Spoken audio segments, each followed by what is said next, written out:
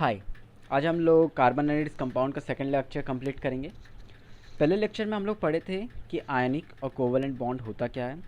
Carbon के बारे में एक ब्रीफ डिस्क्रिप्शन किए थे हम लोग, और हम लोग पढ़े थे हाइड्रोकार्बन्स होता क्या है। आज के लेक्चर में सबसे पहले हम लोग आयनिक और कोवेलेंट बॉन्ड का एक फिर से छोटा सा एक रिवीजन करेंगे और उसको थोड़े डेप्थ में और जानने की कोशिश करेंगे, और उसके बाद हम लोग डायरेक्टली जंप कर जाएंगे सैचुरेटेड और अनसैचुरेटेड कार्बन कंपाउंड्स क्या है। उसके पहले जो मैंने कल के लेक्चर में बताया था versatile nature of carbon, carbon के 4 वैलेंस इलेक्ट्रॉन होते हैं। इसका मतलब कि उसके पास 4 हाथ है, वो 4 दूसरे कार्बन या दूसरे एलिमेंट के साथ बॉन्ड बना सकता है। टोटल 4 और बॉन्ड बना सकता है। सो इसको एक बार आप लोग बुक से पढ़ के रिवीजन कर लीजिएगा ताकि बेटर अंडरस्टैंडिंग हो आप लोग को। एक बार लेक्चर देखने के बाद अगर आप बुक को पढ़ लीजिएगा तो आपको तुरंत सब समझ में आ जाएगा। ऐसा कोई भी हार्ड चीज़ नहीं है इस चैप्टर में, बहुत ईजी चैप्टर है। ऑर्गेनिक केमिस्ट्री क्लास 10th का one of the easiest chapter में से एक माना जाता है। सो आयनिक और कोवेलेंट बॉन्ड होता क्या है। आयनिक बॉन्ड में क्या होता है, हम लोग पढ़े थे कि इलेक्ट्रॉन का कंप्लीट ट्रांसफ़र होता है। सोडियम के पास एक इलेक्ट्रॉन था जो उसने शेयर कर दिया। अब इलेक्ट्रॉन तो नेगेटिवली चार्ज होता है, एक शेयर कर दिया तो इसके पास एक पॉजिटिव चार्ज आ गया। कैसे पॉजिटिव चार्ज आया, मान लो कि मेरे पास यहाँ पे एक डब्बा है, ठीक है। डब्बा में मेरे पास 5 इलेक्ट्रॉन है और 5 प्रोटॉन है। प्रोटॉन होता है पॉजिटिवली चार्ज, इलेक्ट्रॉन होता है नेगेटिवली चार्ज। तो 5 इलेक्ट्रॉन और 5 प्रोटॉन मिलकर क्या बन जाता है, चार्ज जीरो हो जाता है, क्योंकि एक 5 नेगेटिव है और 5 पॉजिटिव है। जब पॉजिटिव और नेगेटिव को इक्वल अमाउंट में हम लोग मिलाते हैं तो वो क्या होता है, ज़ीरो होता है। लेकिन अगर हम यहाँ से एक इलेक्ट्रॉन निकाल दें, अगर यहाँ पे 5 इलेक्ट्रॉन की जगह अब 4 इलेक्ट्रॉन हो जाए तो क्या होगा, यहाँ पे 5 इलेक्ट्रॉन है, मतलब 5 पॉजिटिव चार्ज है और 4 नेगेटिव चार्ज है। तो इसका मतलब क्या, एक पॉजिटिव चार्ज जो कि है वो एक्सेस में है, तो इसलिए पॉजिटिव चार्ज आ जाता है। सिमिलरली जब सोडियम से हम लोग एक इलेक्ट्रॉन निकाल देते हैं, नेगेटिव वाला चीज़ को निकाल दिए तो वो पॉजिटिव बन जाता है, और जब क्लोरीन को देते हैं तो वो नेगेटिव बन जाता है। क्लोरीन के पास भी इक्वल अमाउंट में पहले इलेक्ट्रॉन और प्रोटॉन था, लेकिन अब इलेक्ट्रॉन इसमें एक ज़्यादा हो गया। उसका मतलब एक इसके अंदर नेगेटिव चार्ज ज़्यादा हो गया। नेगेटिव चार्ज आ जाने के कारण यहाँ पे एक नेगेटिव चार्ज आ गया है। हम लोग इसको रिसेंबल कैसे करते हैं, NaCl से, ऐसे करके लिखते हैं NaCl। Na प्लस रहता है पॉजिटिव चार्ज और Cl माइनस। इसका मतलब क्या हुआ, सोडियम इलेक्ट्रॉन दिया और जो क्लोरीन है वो इलेक्ट्रॉन लिया। सिंपल सा फंडा है और कुछ नहीं। कोवेलेंट बॉन्ड में क्या होता है, sharing of electron takes place करता है। ऑक्सीजन के पास टोटल कितने इलेक्ट्रॉन होते हैं, 8 इलेक्ट्रॉन। 2 पहले शेल में होते हैं, 1 2 पहला शेल में, 3 4 5 6, एक 7 इलेक्ट्रॉन ऑक्सीजन का, एक 8वां इलेक्ट्रॉन ऑक्सीजन का। बट आउटर मोस्ट शेल में तो ऑक्सीजन के पास सिर्फ 6 ही इलेक्ट्रॉन है। यहाँ पे 2, यहाँ पे 2, यहाँ पे 1, यहाँ पे 1। उस समय वो क्या करता है, हाइड्रोजन के साथ बॉन्डिंग बना के वाटर मॉलिक्यूल्स फॉर्म करता है। हाइड्रोजन के पास 1 इलेक्ट्रॉन है, ये इलेक्ट्रॉन ये शेयर करता है ऑक्सीजन के साथ। इसका मतलब ये है कि ये इलेक्ट्रॉन हाइड्रोजन भी एक्सेस कर सकता है और ऑक्सीजन भी एक्सेस कर सकता है।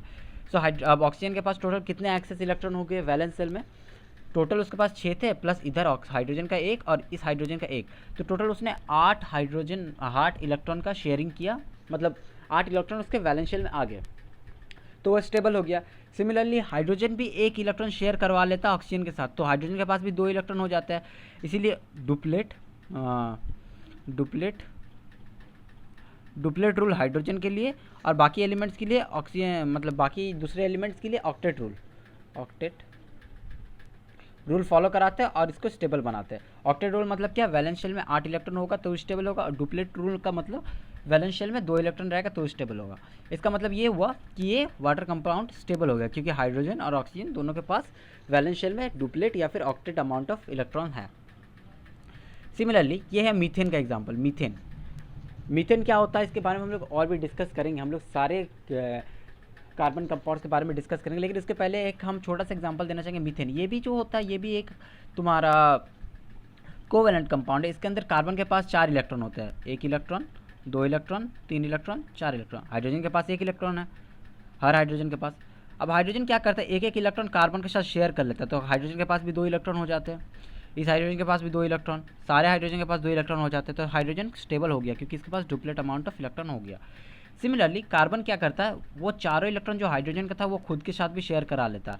जब ये शेयर हो जाता है तो क्या होता है, कार्बन के पास 4 पहले से था और 4 हाइड्रोजन का शेयर कर लिया, तो टोटल 8 इलेक्ट्रॉन वैलेंस शेल में आ जाता है। इसका मतलब क्या हुआ, 8 इलेक्ट्रॉन मतलब ऑक्टेट रूल फॉलो कर गया, और जब भी ऑक्टेट रूल फॉलो कर जाता है तो फिर क्या होता है, वो स्टेबल बन जाता है। ऑक्सीजन O2 जो मॉलिक्यूल होता है, ऑक्सीजन मॉलिक्यूल, इसमें क्या होता है, ऑक्सीजन के पास 6 इलेक्ट्रॉन पहले से रहता है, 2 2 4 और ये 2 6। इसके पास भी 2 2 4 ये 2 6। लेकिन ये क्या करता है, 2 इलेक्ट्रॉन ये लोग शेयर करवा लेता है एक दूसरे के साथ, बॉन्ड बना लेता है। ये 2 इलेक्ट्रॉन और ये 2 इलेक्ट्रॉन ये लोग शेयरिंग हो जाता है। मतलब ये चारों इलेक्ट्रॉन ये दोनों को एक्सेस कर सकते हैं, ये दोनों ऑक्सीजन एक्सेस कर सकते हैं। टोटल इलेक्ट्रॉन कितना एक्सेस कर पा रहा है हर ऑक्सीजन, 2 2 4 जो पहले से था, 5 6 7 8। ये ऑक्सीजन भी 8 इलेक्ट्रॉन एक्सेस कर पा रहा है और ये भी इलेक्ट्रॉन 8 इलेक्ट्रॉन ही एक्सेस कर पा रहा है। 2 2 4 ये 5 6 7 8, टोटल 8 इलेक्ट्रॉन एक्सेस कर पा रहा है दोनों इलेक्ट्रॉन। शेयरिंग ऐसे करके ही होता है। नाइट्रोजन मॉलिक्यूल में भी ऐसे ही होता है। नाइट्रोजन मॉलिक्यूल में 5 इलेक्ट्रॉन रहते हैं, 1 2 इलेक्ट्रॉन 3 4 5, 5 इलेक्ट्रॉन पहले से। ये क्या करता है, इस 3 इलेक्ट्रॉन दूसरे नाइट्रोजन एलिमेंट के साथ अपने के साथ शेयर करवा लेता है। जब शेयर होता है तो इसके पास टोटल इलेक्ट्रॉन हो जाते हैं 1 2 और इधर 6, टोटल 8 इलेक्ट्रॉन। सिमिलरली इस नाइट्रोजन भी शेयर करवा लेता है तो इसके पास भी 8 इलेक्ट्रॉन हो जाते हैं। जब दोनों में 8 इलेक्ट्रॉन हो जाते हैं तो ये दोनों स्टेबल हो जाता है, स्टेबल कंपाउंड हो जाता है। ऑक्सीजन मॉलिक्यूल को हम लोग ऐसे क्यों लिखते हैं, ये दिखाता है कि 2 इलेक्ट्रॉन जो है, 2 पेयर ऑफ इलेक्ट्रॉन शेयर हो रहा है। ये जो बॉन्ड दिखाता है, ये दिखाता है कि 2 पेयर ऑफ इलेक्ट्रॉन शेयरिंग हो रहा है इसके बीच में। 2 ऑक्सीजन मॉलिक्यूल के बीच में 2 पेयर ऑफ बॉन्ड शेयर हो रहा है, 2 पेयर ऑफ इलेक्ट्रॉन शेयर हो रहा है। सिमिलरली 2 नाइट्रोजन के बीच में भी 3 पेयर ऑफ इलेक्ट्रॉन शेयर होता है। देखो, पहला पेयर, दूसरा पेयर और तीसरा pair, 3 pair of electron share हो रहा है, इसलिए हम लोग 3 बॉन्ड से दिखाते हैं। बस आज के लिए इतना ही।